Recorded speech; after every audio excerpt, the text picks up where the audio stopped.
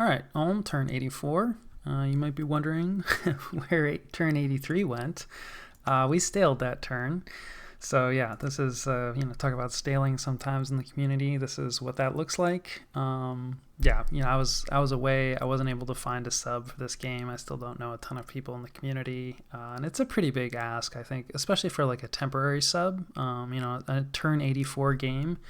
It's like just need you to do like one or two turns. You just have to learn all this game state and then have it pulled away right away. So yeah, I wasn't able to find a sub for this, and just ate a stale, which is not the end of the world. Like, it happens. Delays you a turn. You lose out on some recruitment if you're not repeating recruitment. So yeah. Anyway, that is what happened in turn 83. But we finished Alteration 9. Research still happens even when you stale, assuming everybody's researching. So yeah, this is our first 9. Nice to actually reach that. We talked about why we wanted that. And then there's some battles. Mostly, in fact, completely not ours. Things are still quiet for us. So this is vampire raiding. Unfortunately for this vampire, he raided into an entire army. So it's very similar to the Lich raiding, right? Like, usually, unkitted, immortal, so you're going to get him back as long as he doesn't get soul slayed, and you just make skeletons, and this will take out, a good amount of PD, but, against an army, not so great. So that was Yomi using vampires against Helheim unsuccessfully. So it looks like that war has started up again, or we just managed to get scouts in position to watch its continuation. And this is a similar thing, but this is where a vampire is actually going to work. I believe this is Hinnom's or Baratos's vampire against Vanheim here. And Vanheim does get the one Van Hurst as a PD commander, who's actually pretty good as PD commanders go, but even still can't handle all those skeletons. So yeah, that's more what you want to see when you're doing vampire raiding. But again, Yomi actually kind of comes out on top here. He killed 3 long dead horsemen, and he's going to get this vampire lord back. They do start to pick up afflictions and everything, so it's not completely free, but yeah, normally it's like, oh no, this is, waste of a raider, but it's like, actually, if you can trade and actually kill some stuff in an army, it's not the end of the world. So that's the bad case. So yeah, vampires really effective. And then yeah, this is Yomi attacking in Marverni, which is interesting, but against Helheim. That's how the late game tends to go. I'm not sure if this is a gem bait. Yeah, this is not bad kidding by any stretch, but yeah, this is gonna be a really tall order. I don't know. I certainly wouldn't feel comfortable slamming a Dione with that, because that's not light kidding. It's quite a few gems, but I just don't think it's gonna be enough.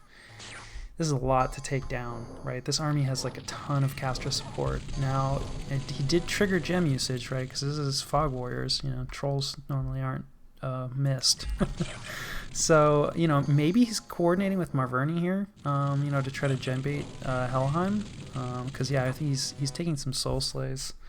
I think that's what's going on. Yeah, soul slay. So he's resisting.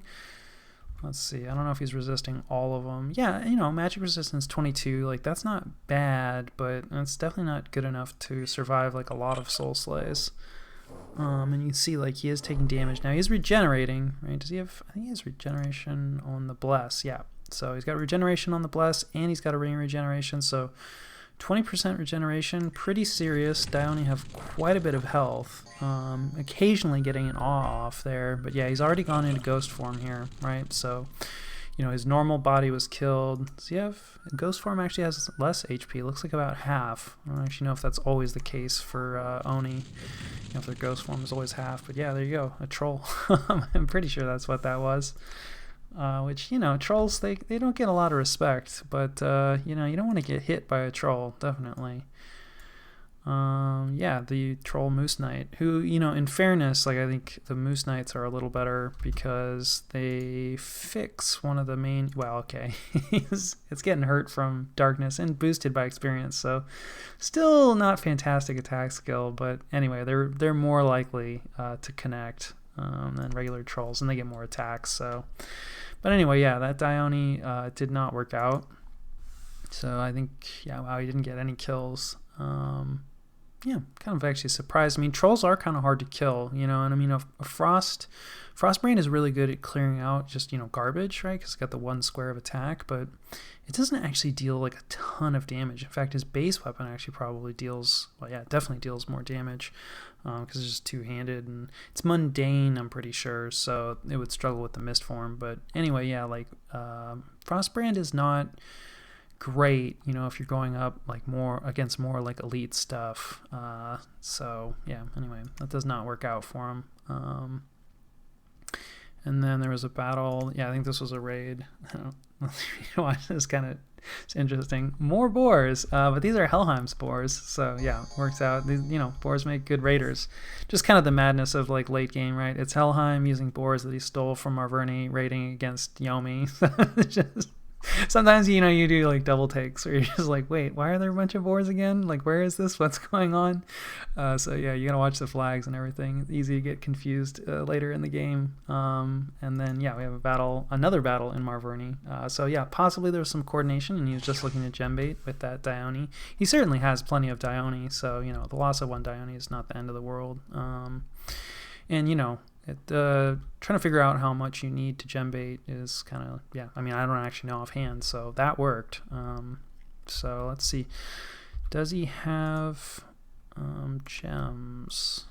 So let's see, probably like the Queen, if we can get one of these Queens of Thunders. Yeah, so there's still gems here, right? So I don't know if like any commander, you know, dried out, if you will, you know, ran out of gems. But Helheim definitely put enough gems on probably all, you know, I mean, he seems competent enough. Yeah, there's quite a few gems still running around here. So, you know, even if that was a gem bait, you know, that's, you know, if you put more gems on, it's not an issue. Less of an issue, I guess, if you get baited enough. So we've seen both of these forces. I think, you know, Marverni is in trouble here. I mean, the wild card are like these abominations. You know, I think the Iron Boars, like, forget it. You know, the standard like darkness, wailing winds, storm. I think that was the Animal Master and Slave. Really should look up what that's called. Because it comes out a lot. Yeah, so you can see, like, these guys still count as animals, right? I mean, the only thing is, like, their skin has been turned to iron. So they still have, like, the same terrible MR, no anti-magic this time. So now pretty much every boar, you know, it's like the boars are really, like, more of a liability at this point. Oh, God. Yeah, and then, of course, speaking of liabilities, of course, you know, what do the abominations do? They immediately just start blasting these hostile boars. I don't know what this guy, I guess there's probably a few boars back here. They've disappeared now. And then, you know, just a ton of friendly fire. So, yeah, these abominations, you know, Gaze of Death is, like, really dangerous. So, I mean, his own boars in Helheim's service don't do too much damage on their own, but oh God, this Gaze of Death is kind of catastrophic. He loses a ton of sacreds to that. You know, and then let's see, what his caster's been doing. Some Paralyze. He's got some some smaller Enslave. This is like the single target Enslave. Some Panic. Stellar Cascades. This is probably off script now. It doesn't look like there's a Communion that's gone up. And no bless either, which is sad. I mean, these guys are priests. They definitely could have blessed themselves. I can't remember offhand. Let's take a look. Yeah, I mean, some resistances like could matter. You know, this doesn't matter too much, but I certainly would want all these resistances, you know, on my mages. Not the worst thing to have. And bless is like kind of a free spell. It takes time, but yeah, of course, Wailing Winds. No fatigue cost for bless, which is why it's like kind of a free spell. So yeah, no Communion. I guess, yeah, no, probably not. I was thinking maybe got broken up because these guys are retreating, but no, some guys would still be in the Communion unless he had like a really small one. So no Communion, which means, you know, now that they're off script, yeah, I mean, you know, Blade Wind, like, it's not bad, but you know, they got this mundane damage, right? And he's got Fog Warriors off. Helheim got Fog Warriors off, right? So Blade Wind is really not going to matter much. You know, it's just going to do chip damage. And interestingly, like, yeah, these Gazes of Death don't seem to be doing a ton. I'm not sure if they're paralyzing themselves. I mean, obviously, like, a lot of friendly fire. I don't think so. So yeah, there's probably this Troll King here. What have you been doing? Yeah, he's got penetration gear, and he's been boosted up in Earth. Huh, yeah, no, just weapons of sharpness. I know that like previously he definitely has been casting some paralyze, which, you know, could explain why these guys have been paralyzed. One of them has been enraged. That's a little terrifying.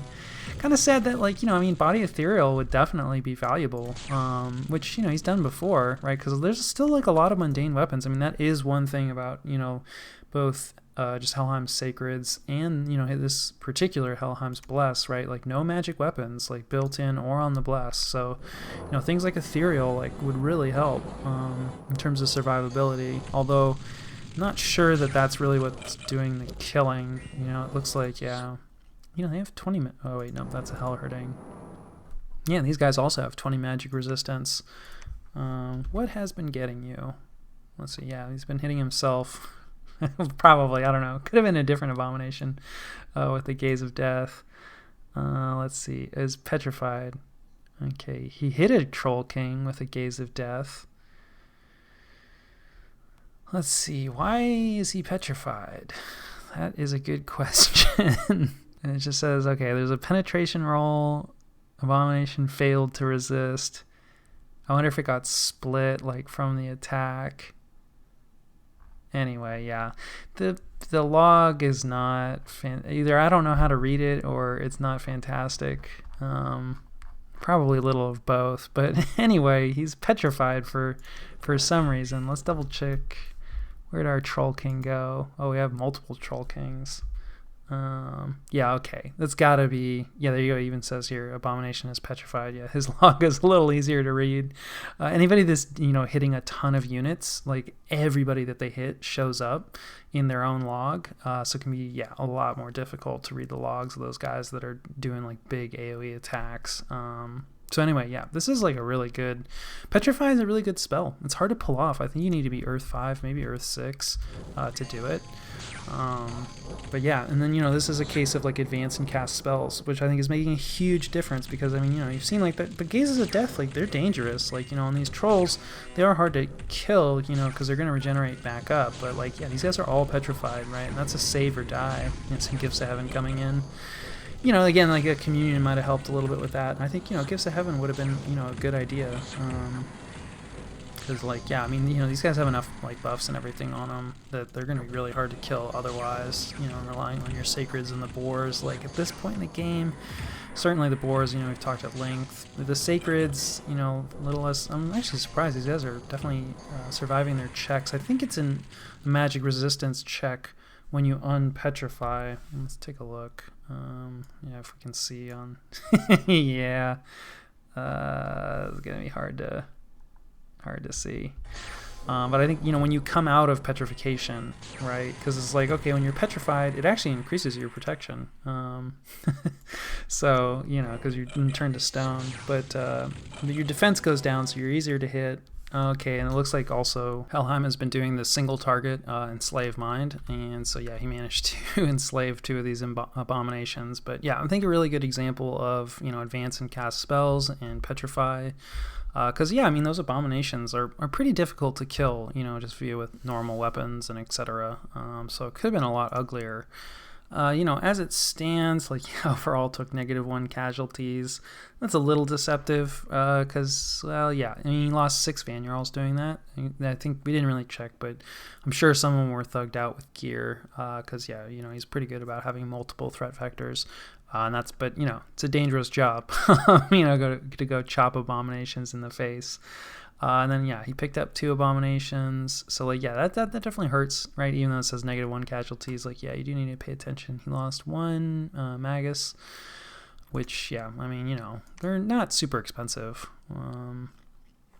But they are foreign recruits, so a little harder to replace. And then otherwise, like, yeah, none of the rest of this stuff really matters. So, yeah, pretty successful. I mean, especially considering, you know, he wiped out. There's a pretty good stack of Sacreds, right? 77 Sacreds. You know, over any Sacreds aren't fantastic, but, you know, his Bless wasn't focused probably on these guys. really more for the boars with the larger and everything. But I mean, still, anytime you're up against a stack of 77 sacreds, that's a little scary. Six abominations, that's potentially 60 gazes of death. That could go pretty badly. So I think all things considered, Helheim doing a really good job here, and Marverni loses their capital. I don't think they're not out yet, but yeah, I think we probably have seen more or less the last of the boars now, which is sad. So yeah, a good fight from Marverni. I think they had a tall order. So with some unexpected events, let's see, barbarians, of course, some wolves naturally, and then this one. A lot of these events, it's like, I think probably for this one you would move a death mage here, and sometimes they get like a special order they can perform, but sometimes you just need them in province, and occasionally I think you have to patrol.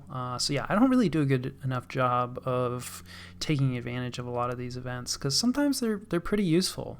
So yeah, I don't think I take advantage of this. I do have death mages, so I certainly could have and probably should have, but it's going to be easy to lose track of them just with everything going on.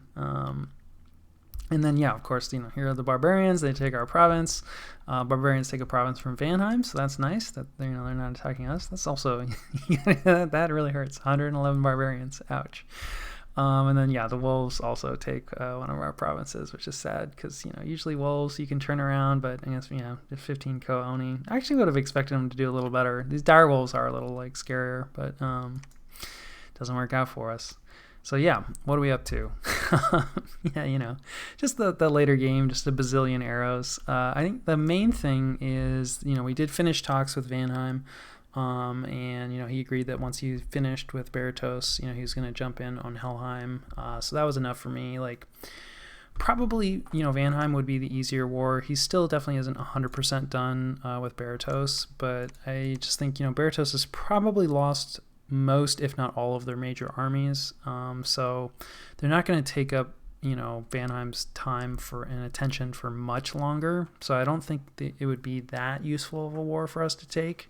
It would still be easier than attacking Helheim, but I do think that Helheim is in more of a position to win and the bigger threat. And of course now now witnessing some combat with Yomi. Now we kind of have a built-in ally. Helheim's attention is going to be divided. This is a decent time to try to jump in. So anyway, shifting all of our sneaking counter raiders. Just oops, that's just a scout.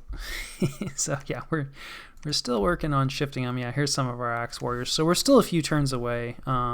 Definitely from being in position, but we're going to focus like I said, our attention on kind of this area, probably trying to use I can't really use the river as a border with cold, but something like this, if we could pick this up. And again, where is Argocephali? Right here, right? We'd like to get Argocephali, so that would be cool.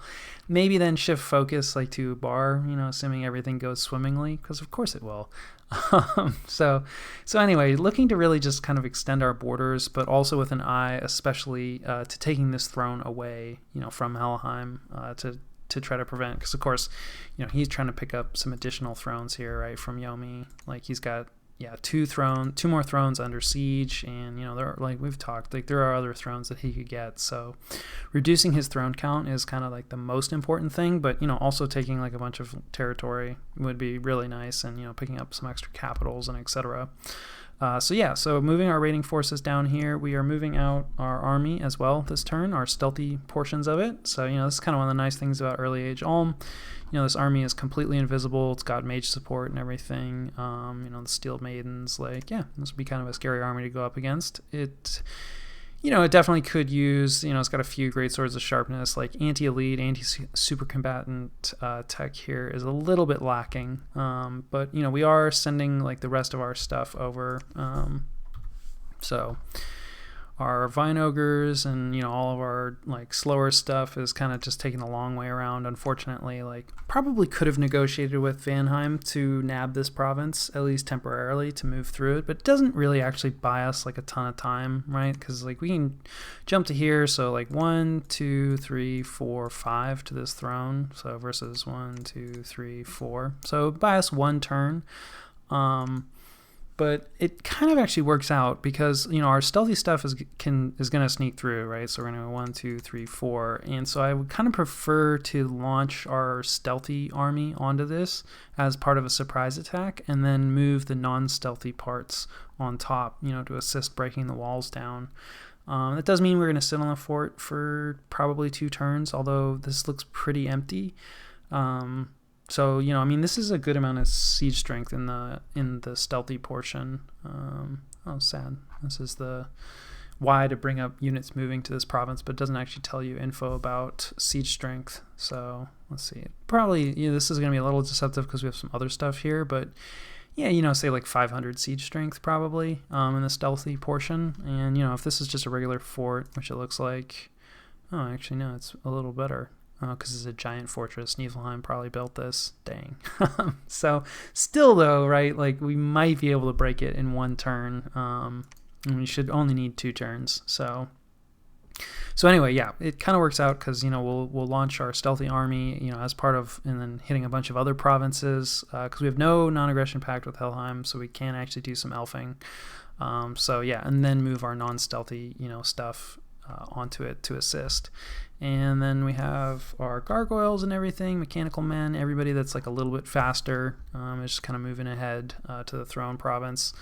Most of the rest of this is probably just like reshuffling, site searchers, things like that. Yeah. Some of it is also like trying to like subdivide like mages out, trying to set up defenses and etc. So let's see, I think, do we have 2 now? Maybe not. Trying to set up, multiple communions, right? So this is like kind of our Fog Warriors communion, and we're hoping to set up like another Fog Warriors communion here on top of the throne. Because, once we go in on Helheim, like we're going to need to defend like other locations. Like obviously like he's going to focus on, trying to deal with our attack, but like there's a good chance. Right now it looks like Yomi's doing a pretty good job, so we're maybe somewhat covered, but he still has Ubar here.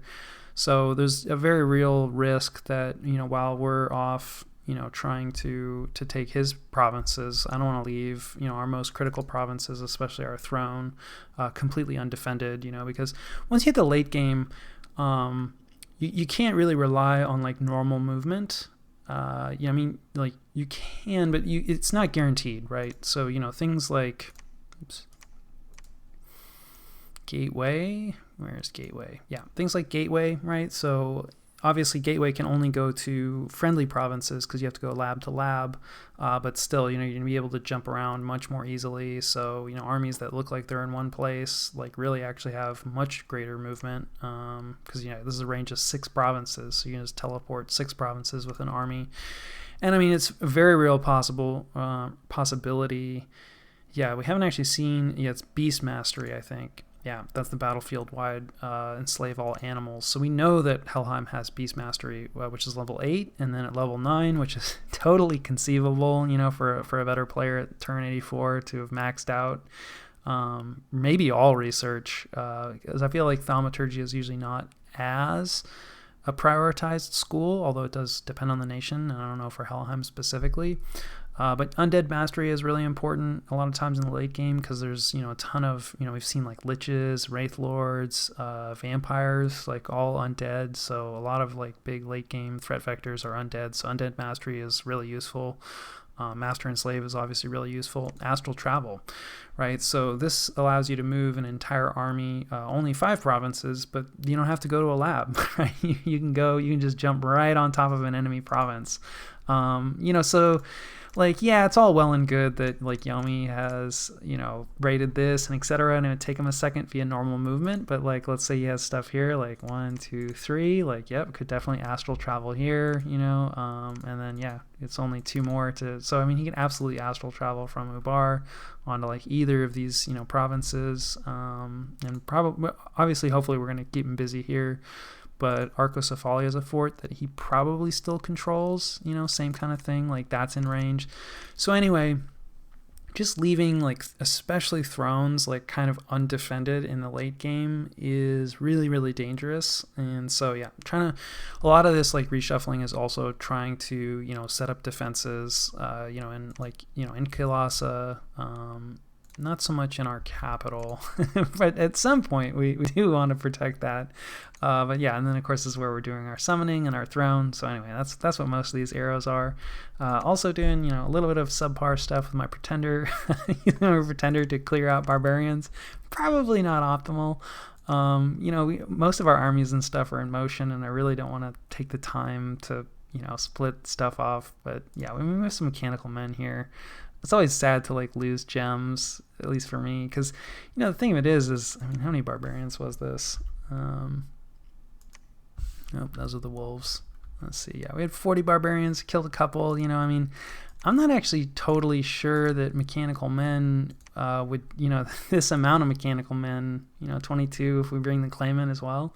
I'm not sure that they would be able to beat 36 barbarians, maybe, but they're decent skills. But anyway, we would certainly take a lot of attrition, and then this way we don't take any attrition really, so we just lose the pretender turn. But yeah, it's not anyway, not optimal, but that's what we're doing. So yeah, I think actually we should talk our own research, because that's shifted a little. So we got our 9, very happy about that. We've talked about evocation, so we're going up and getting a little thaumaturgy ourselves, not quite making it to 9, but yeah, looking at 6 and 7. I think mostly 7 for charm, which is a really good spell, similar to enslave mind and everything like that. And we have more nature than astral, so this is going to be better for us versus the astral enslave spells. Although we will pick that up on the way up, but yeah, I think 6 is probably just kind of on the way to 7. Wither Bones is definitely a good spell. It's kind of AoE anti-undead, doing quite a bit of damage, armor negating. So yeah, this is a really good way to get rid of undead, and it's something we can cast with some of our casters. And Syllable of Sleep, maybe. It's just kind of like a much bigger sleep cloud. So we have some nature mages, but yeah, I don't know. Probably won't be doing that. So anyway, yeah, mostly looking at charm, which will be, some useful anti-elite, anti-super combatant tech. And yeah, I think that covers turn 84. All right, Ulm, turn 85. Finished research and evocation. Moving on to the thaumaturgy, which you talked about. A ton of battles. I do think that there was a temporary peace, and now it looks like the war is raging. We're having, our existing troll bring in another troll, still doing, bears, yetis, siege strength, siege defense, that kind of stuff. Still doing some remote site searching. I don't think we find, one spot. I think this is just a water gem.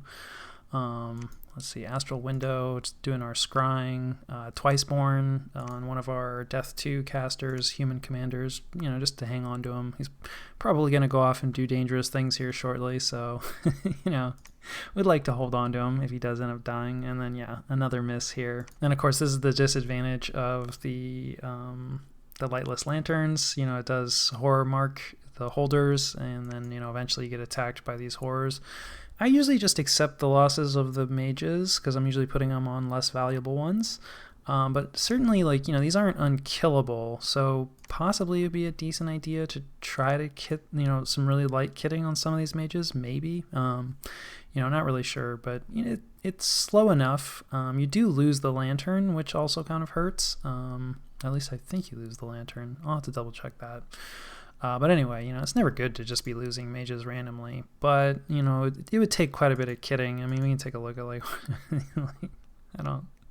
these are, kind of lesser horrors. But, they got, 4, pretty high damage, for a human at least, magic attacks, with, good attack skill. The protection is decent, magic resistant is decent, it's just, yeah, all right, we got this, what is it? This, really messed up, warrior smith, in this case, definitely forget it. So, yeah, I don't know, but on some nations, maybe you could argue, putting, some kit on to try to prevent this. Anyway.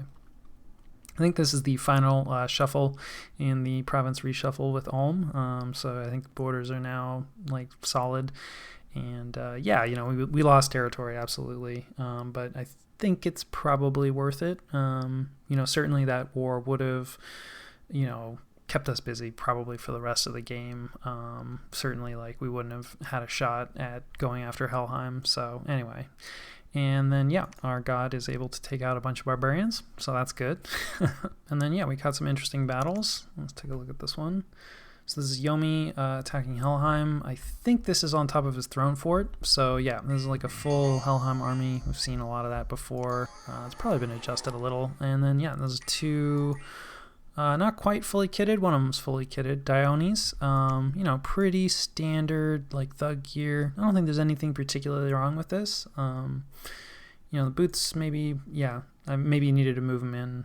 These boots aren't like fantastic. They don't do a whole lot for them in combat. They do make them move faster. But a lot of the Dione can fly, not this one. So yeah, I don't know. The mobility is not bad. Wailing Winds, their morale is pretty good, the Dione. I'm assuming this is coming from, yeah, from Helheim. So yeah, what are they doing so far? Let's see. Blessing, yeah, that's important. He has a really strong bless. Summon Earth Power for reinvigoration, very nice. So yeah, you know, but this is a lot to go up against. You know, I mean, he's got the Soul Slay. There's probably Petrify in here. Like, right? Is there? I see a Troll King. Yep, that looks like we may have seen this guy do some Petrifies. Certainly, he's set up in the same way. You know, there's like at least two Queens of Air, I think. I can't tell.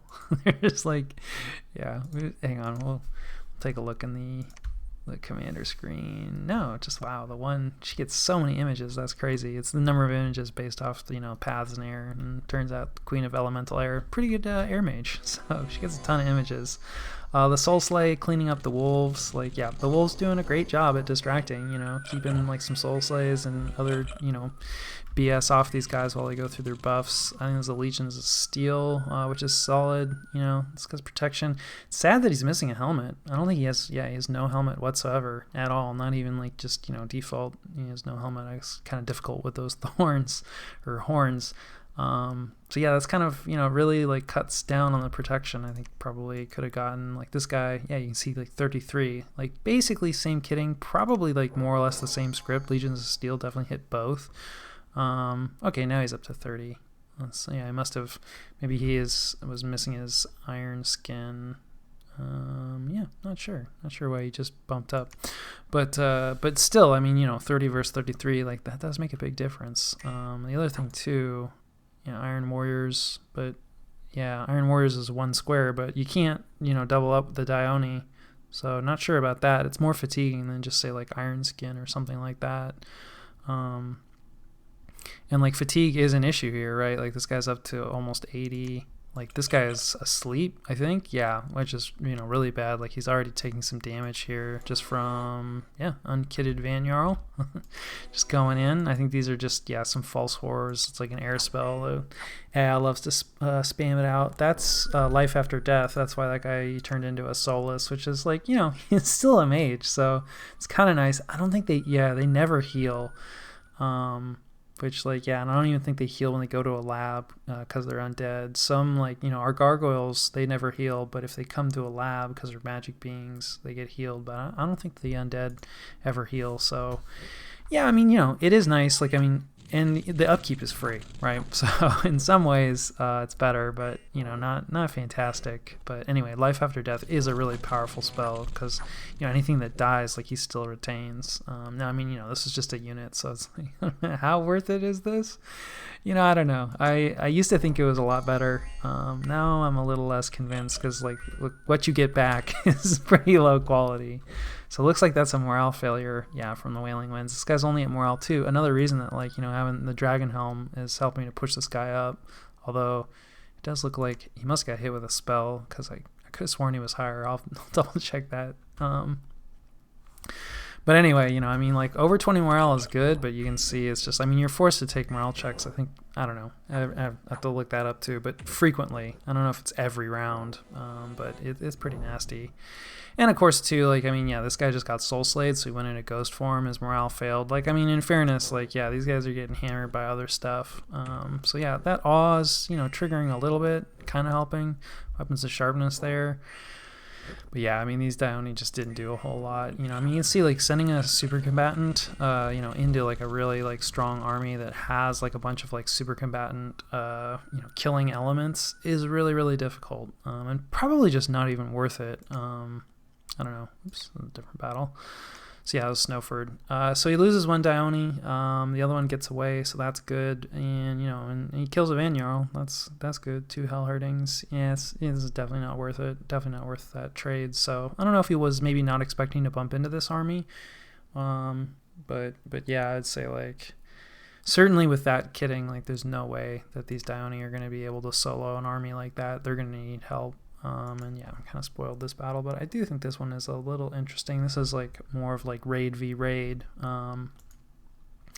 It's fairly similar kitting. This guy's got a horror helmet, which definitely helps for raiding. So like that's not a bad idea. Like like I said, I don't think there's anything like particularly wrong with this kit. I just think for that other army, like I don't know what you would need, but you'd need more, because this is like in some ways kind of a light kit. I mean, it's full kit, but like these are all 5 gem items. Well, these two are both 10 gem items, so this is actually a little heavier, but all of these are 5 gem items. And I think, if you want to solo like an army like that, you're going to need something special, like probably some legendaries, or I don't know. Like I said, I'm not actually sure. But yeah, this is like a Soul Slave fellow.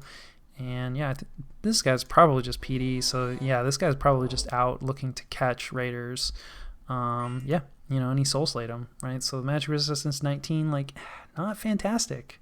Not bad by any stretch of the imagination, right? But his gear is, not helping his magic resistance whatsoever. So, like, yeah, this guy's gonna, like, absolutely crush PD, but, I don't know, it's like, he doesn't need this much gear to crush PD, like, the horror helmet you could probably ditch. Like, I mean, yeah, honestly, a Dione unkitted can probably crush most PD, so...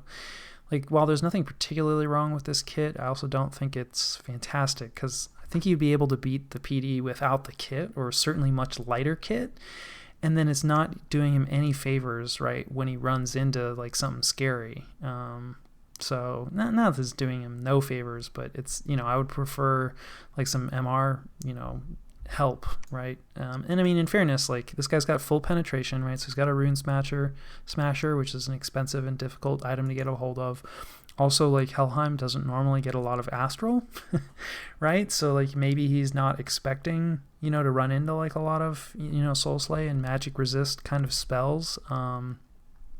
But at the same time, this isn't the first time that, like, Helheim has used golems, so maybe he just, his scouting, Ulm's scouting is pretty good, so he probably hasn't seen as many battles as I have.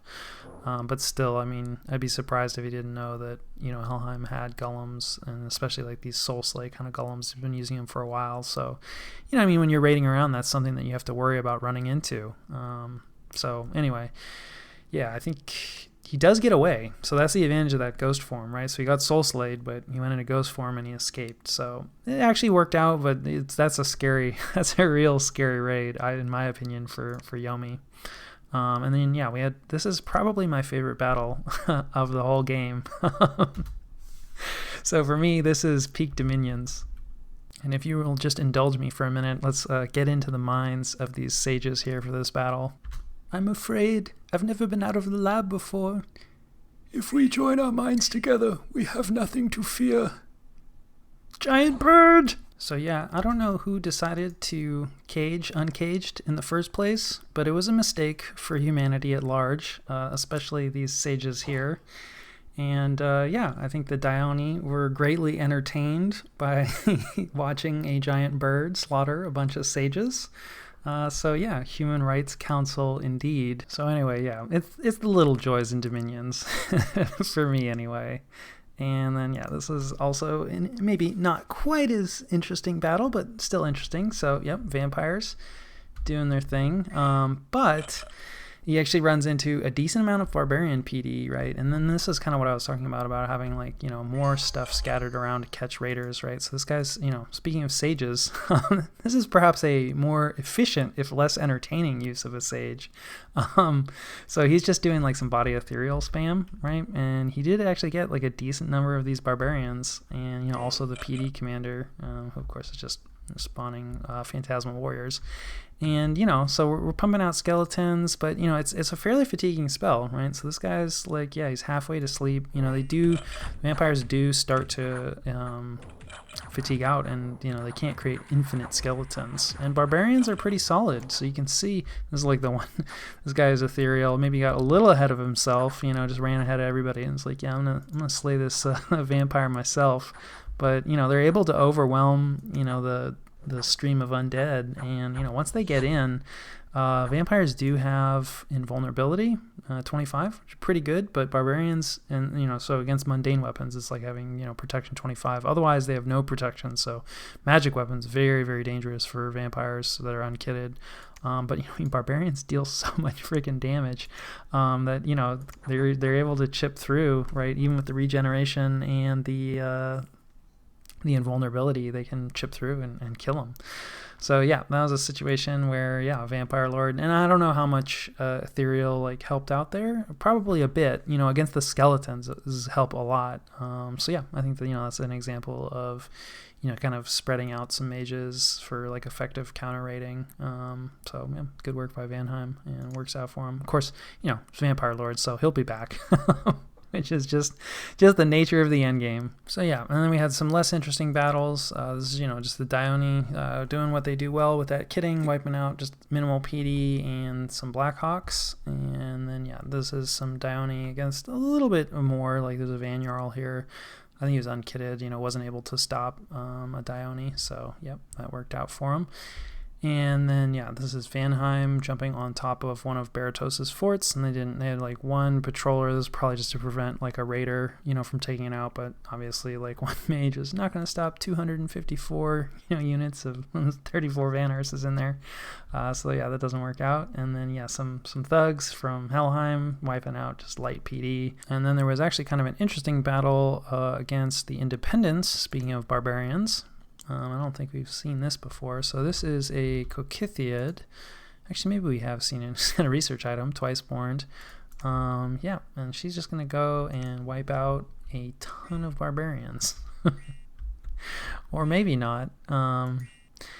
She does put herself to sleep, which is definitely scary. You know, she is twice born, so that's good if it all goes wrong. But this is a lot of kitting to lose. Now, I mean, the Vine Shield is going to help a lot, you know, because it's an MR check. And yeah, barbarians have pretty terrible magic resistance, so they're going to get vined up real nice. And she does regenerate, which is important. You can see they definitely, you know, actually, no, excuse me. That was the Soul Vortex, so I don't even think they were landing any hits on her. She has pretty good protection, you know, not fantastic, but still, she is also invulnerable, though, so actually it kind of doesn't even matter, her protection in this case, because all mundane weapons. But decent defense skill, and it's going to be harder to harass that down because, yeah, everybody just gets fined up. And then with the Soul Vortex fixing her, you know, fatigue issues, right, because she was fairly asleep there. But yeah, now you can see she's right as rain, like no fatigue whatsoever, has drained plenty of barbarians. Like, yep, she also has fear built in, which is really cool. Pretty powerful fear, actually, as well. And, you know, barbarians don't have the best morale either. So I think this has been reduced, and it doesn't say it, but yeah, their base morale is 10 there.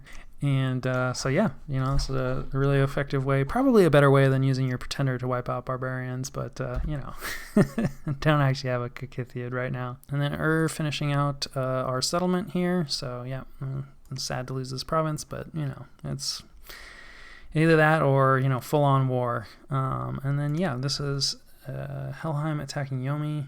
I think, yeah, in one of their forts, so this is an assault, and, you know, it's kind of typical. I haven't actually seen, like, the little, like, sacred squad in a little while, but, yeah, I think that is some swarm. Yeah, so Yomi definitely has a defense in here. I think, you know, these guys are probably, I think they're more research mages, but, you know, they have, anytime you have a nature 1, swarm is on the table, so they have a bunch of nature gems. They're going to, you know, pump out quite a few more bugs, probably only get one more cast off realistically. But he also has a Dione in here, also kitted, you know, lacking the shield, but he's got boots of quickness on him, so definitely going to be able to do some work. And yeah, some of these living statues, you know, are pretty good, kind of like gargoyles, basically, right? They don't heal, they're magic beings, they have good protection, skills are decent, fewer attacks, but I think more hit points than gargoyles. But anyway, yeah, they're pretty good. They're a little pricey, similar to gargoyles, I would say. So I don't think you see them a ton, but yeah, definitely decent. And yeah, I mean, these bugs and arrows and everything are actually doing like decent work against the sacreds here. And then, you know, he doesn't really have like, yeah, any casting support. This guy's got a gate cleaver. This is probably actually just mostly for the, you know, the extra siege strength to help this force like actually break the walls down. Like, I don't think he's going to be sending them in because there's no other kitting. And then, yeah, of course, bugs are really good at harassing down the defense. Well, this guy's defense is down at least a little bit. But in theory, like, they're going to be seeing quite a few attacks. Like, I would definitely expect this guy's defense. Yeah, okay. So, you know, it's been harassed down quite a bit and is, like, now actually at a good but, like, reasonable level, you know, where these statues who don't have, like, the best attack, decent attack, but, you know, they're actually going to be able to hit. And, of course, you know, the archers, they don't care about the glamour or the defense or anything like that. So, you know, if there's no air shield in play, archers, yeah, are not a bad option against elves. Like, you can see those wall archers, you know, are actually doing something. So, you know, I do shit talk archers a decent amount, and they're not the most popular, but they definitely have their place. Dione put himself to sleep. What? Yeah, you know, it's just too much casting, I guess. This guy might have like yeah, he's got a chest wound. That's rough. You know, it just gives him a ton of extra encumbrance. So, you know, it just takes a lot of extra fatigue every time he casts a spell. And Legions of Steel, like, and Soul Vortex these are both like pretty fatiguing spells. So, I mean, Legions of Steel is really nice, but yeah, you know, using it like on the guy who you want to go in to do melee, it's pretty tough because I think it's 40 fatigue, assuming I think you need Earth 3, so that's 40 fatigue right there. So you can see it's too much, you know, and you do have to be careful about that, right? Because like, it's a good spell, right? There's no, like, it would be nice to have Legions of Steel on that Dione. It's not like it's a bad selection, but especially like with the chest wound really adding a lot of extra encumbrance, you really have to be careful about not putting too many spells on your script, because just like, yeah, it would be good if he managed to get it off, but, you know, as it stands, like, he spent most of the combat asleep. Like, he basically didn't participate. Now he zooms out with his Boots of Quickness. Does manage to pick up the Vanjarl, it looks like. So, you know, it's not like he did nothing, but it would have been nice to have him doing, you know, more during that combat. But, yeah, definitely a solid defense overall, I would say. Yeah, there you go, Vanjarl. Got nailed. I guess he must have put himself to... he was spamming out some imps. Interesting. Okay. So, yeah, he put himself to sleep summoning imps, and then, yeah the Dione woke up. Naps did not line up. So, yeah, that was a good defense by Yomi. Doesn't really lose, you know, 2 living statues. That's not too bad.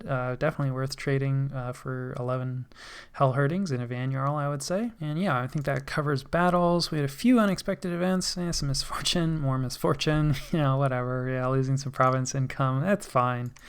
So yeah, what are we doing? Kind of a more quiet turn again for us, you know, just shifting, like continuing, you know, to move like Axe Warrior, like raiding groups into position, you know, looking to raid like as much of this territory down here as we can. And then, you know, continuing to shift our main stealthy army, moving through Vanheim's province. This might trigger a battle, you know, it doesn't, quite well organized, so there's probably enough PD there. That it could, you know, the more stuff you have, the more likely you are to get patrolled out. But, you know, I just figure it's like, if Vanheim complains, it'd be like, you know, give him a little gold or whatever. It's kind of like, yeah, man, I got to move through. I'm moving to attack Helheim. So I don't think it's an issue either way. You know, continuing to move forward, you know, our non-stealthy elements, you know, are taking the long way around. So, yeah. And then, you know, continuing to try to build up, you know, I don't actually have a nap anymore with Vanheim. Like, I ended it, and then, you know, he convinced me that it would be better if I attacked Helheim, which is kind of what I wanted to do anyway. And then especially, like, watching him just roll over Baratos' armies.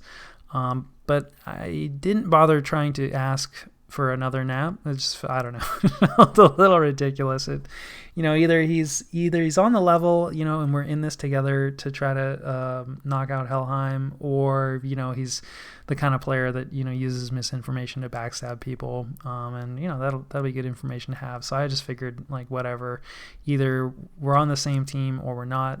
But I don't actually know, like, what kind of player. I haven't played with this player before. So in that vein, you know, I am still moving stuff in. You know, we do have some trolls. Just, you know, we're mostly interested in those troll kings, but he comes with trolls. Planning on using the trolls as, like, bodyguards for some of the Wraith Lords or any Death Casters to try to drain them with Soul Vortex. You know, just sort of as a, like, permanent battery for fatigue to generate, like, a bunch of skeletons. So that's what the trolls are doing down here. The bears are just, you know, for siege defense. So in case he does jump on this capital, hopefully we'll have a little time to react. help hold the walls up. I think we're moving, these mechanical men are moving out, or no, they're moving in, excuse me, so yeah, just looking to set up like something of a defense here in case we do get backstabbed. I definitely don't want to give up a capital for free, and this is, like I said, it's something that I'm still like trying to figure out, still struggle with, it's like, I've been leaving, a decent, like this fort is basically empty, leaving forts empty. How much do you put in to defend it? How much. Yeah, so, I've been kind of erring on the side of like too little, I would say, so far in this game, and have at least, maybe that's right, because I haven't really been punished for it, but, considering that, like we're going to be throwing a lot of stuff against Helheim, I don't want to leave this front completely undefended. I do have a nap with but, this army is still hanging out here, so that is still a little freaky.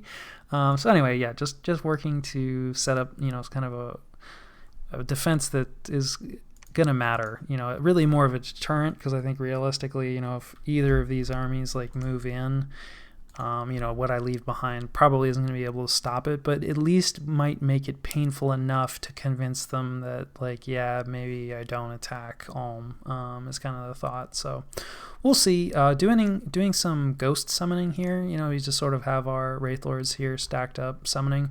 They're pretty fast, so, that's kind of, they can hang out and do stuff while like the armies are moving, one province at a time. I'm not sure. Let's see. How far can you move somebody with a Boots of Quickness?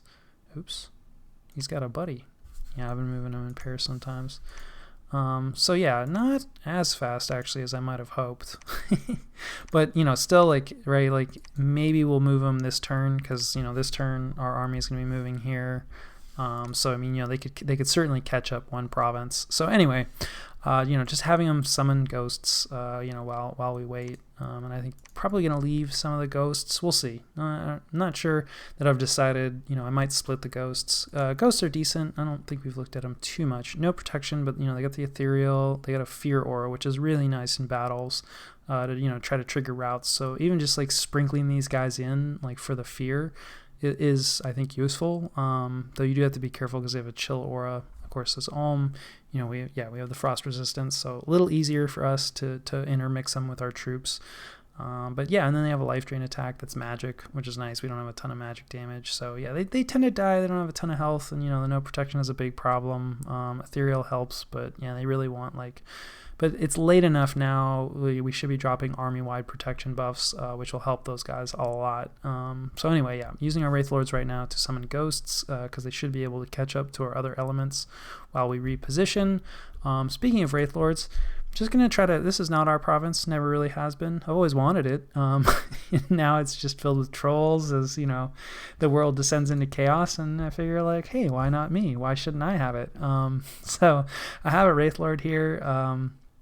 This definitely might annoy some of the other players, but I mean, at this point, we're planning on attacking Helheim anyway. We're setting up for it, so whatever. And then Yomi is like super busy, so yeah, I think it's something we can get away with. And just kind of curious, like this, totally unkitted, right? So very low risk. Even if somebody else moves into recapture, as long as he doesn't get soul slayed, like we're gonna get him back. And yeah, just kind of curious to see, like, okay, unkitted Wraith Lord. Like, how is he going to do against, like, 20 trolls? Like, that could be relevant. There's definitely trolls running around. So, yeah, just going to throw him in there really kind of more as an experiment. And I'd certainly like the province. But there's a good chance he bumps into somebody and, he's not kitted out for anything. So yeah. And I think that more or less covers most of it. I'm going to try like every 5 turns maybe to roll through like all the screens. Maybe research a little more often because that is pretty important. So yeah, that hasn't really changed except we've added enchantment 9.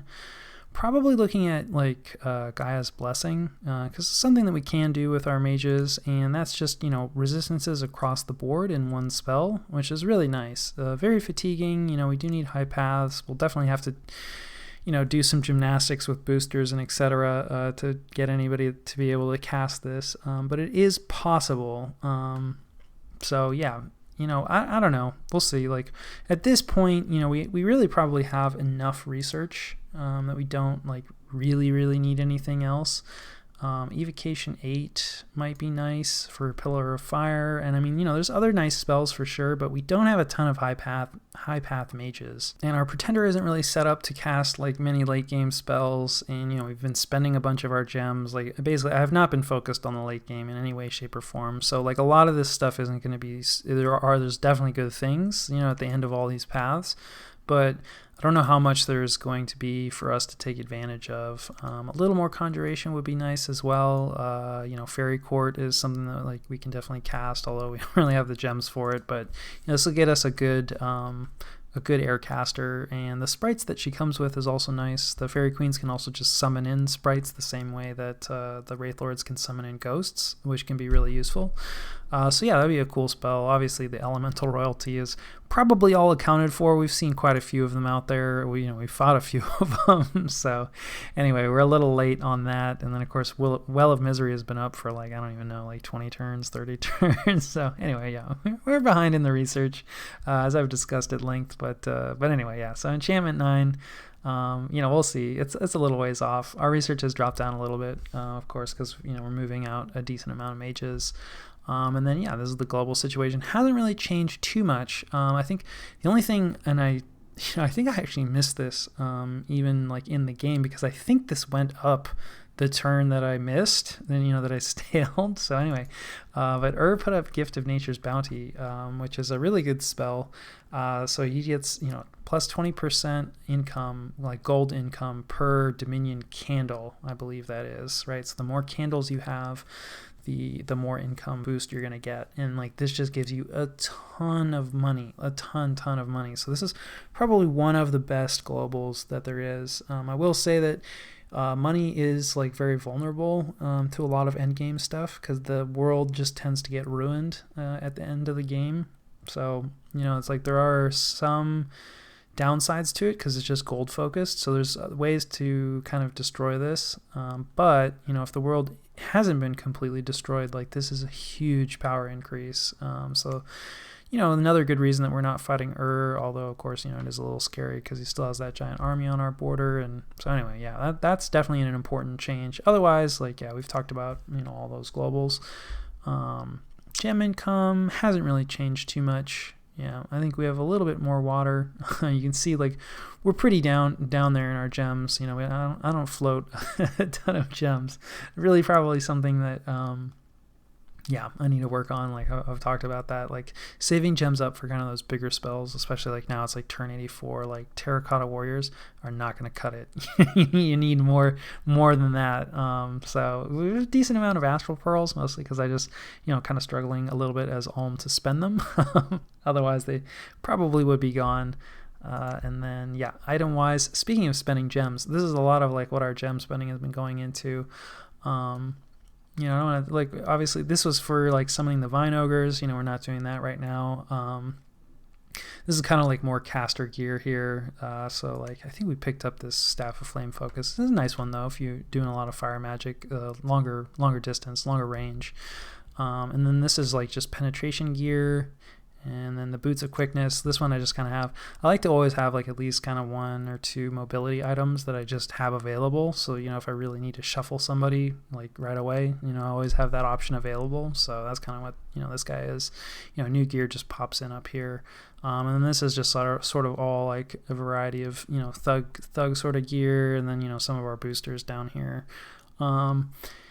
And then some army support gear. Like obviously the great swords did us a lot of work earlier, and definitely something that we can mix in. Probably should have mixed in a few more. Have them available for like the Wraith Lords, because the Wraith Lords are going to be a much better chassis than like the Chiefs. So a little hesitant to throw these out for a bunch of Chiefs because they do die like really fast. And then of course we've talked about how giving them to my casters is maybe not the best idea. Although now that we've researched a lot of what we want, and we are kind of having some upkeep problems, maybe getting rid of some of our lamer mages wouldn't be the worst idea. I'm always, I don't want to lose mages, but I will say that as you start to get later in the game, those much weaker research mages kind of are just dragging you down in some ways. And I don't think we've quite reached that point yet. Certainly, obviously, once you've completed all your research that's possible, it's like, you should get everybody out in the field.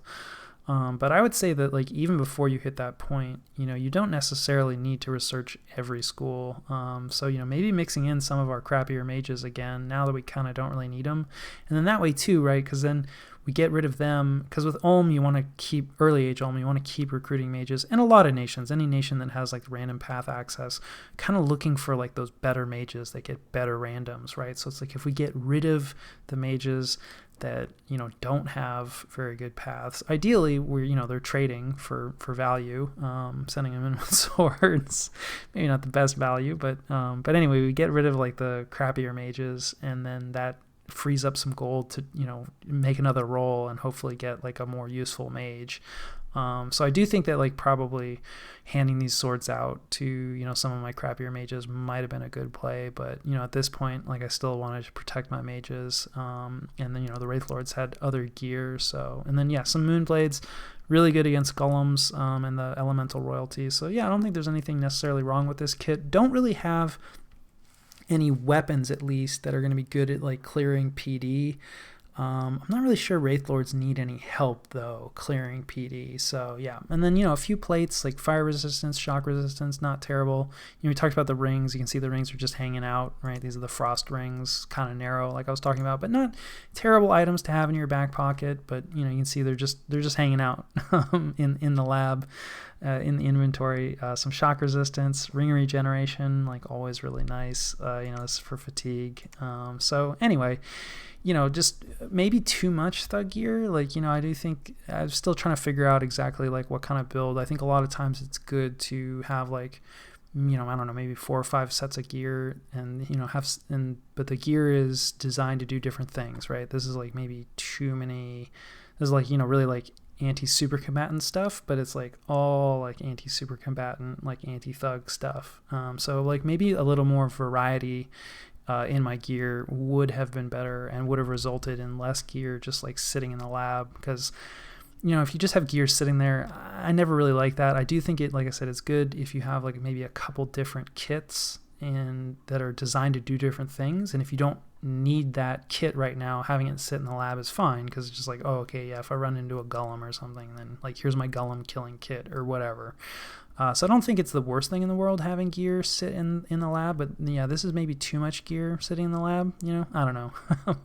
Still trying to figure it out. But anyway, there's a little bit of discussion about like our forging, and this is definitely where like a good amount of our gems are going. You can see like there's some forging, more forging, and of course as early age Ulm, like we do get the forge discount with these warrior smiths. So like forging is kind of one of our things.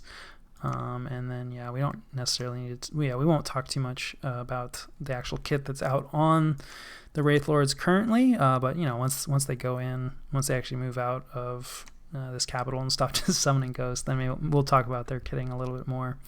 But so that was turn 85.